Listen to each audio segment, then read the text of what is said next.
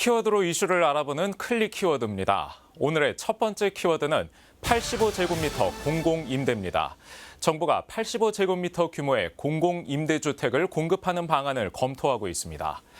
국토부와 기재부는 최근 중산층 주거 수요에 대응하기 위해 30평대에 준하는 85제곱미터 크기의 공공임대주택을 공급하는 방안을 고려하고 있는 것으로 알려졌습니다. 국토부는 공공임대주택의 크기가 늘어나는 것에 맞춰 130%까지 제한했던 소득 기준도 140%에서 150%까지 높이는 방식으로 임대주택 입주 요건도 완화할 계획입니다.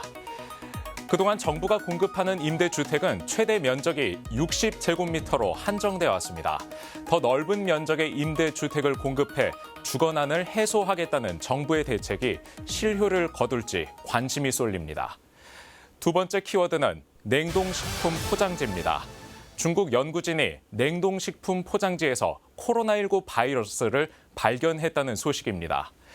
19일 중국 질병통제예방센터 CCDC는 냉동 대구 포장지에서 살아있는 상태의 코로나19 바이러스를 검출했다고 밝혔습니다.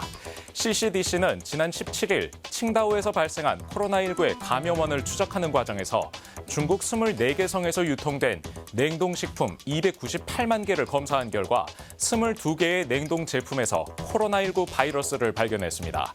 그리고 이 중 1개의 냉동 제품에서 살아있는 상태의 코로나19 바이러스를 검출한 것이라고 CCDC는 밝혔습니다.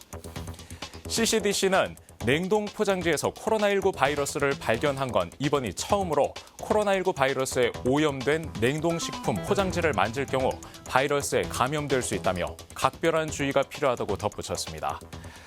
세 번째 키워드는 요양병원 전수조사입니다. 정부가 수도권 지역의 요양병원에 대해서 코로나19 전수조사를 진행합니다. 중앙안전재난대책본부는 서울과 경기, 인천 지역의 요양병원과 정신병원에 관계된 인원 16만 명을 대상으로 코로나19 전수조사를 진행할 계획입니다. 중대본은 병원 환자와 접점에 있는 내부 종사자들 중에서 감염 전파자를 찾고 이 감염자를 역추적해서 새로운 감염원을 찾아내겠다는 구상입니다.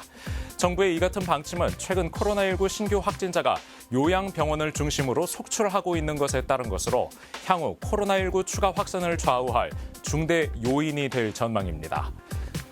이 집단 감염의 냉동 포장지까지 국내외적으로 코로나19와 관련된 악재가 계속되고 있습니다.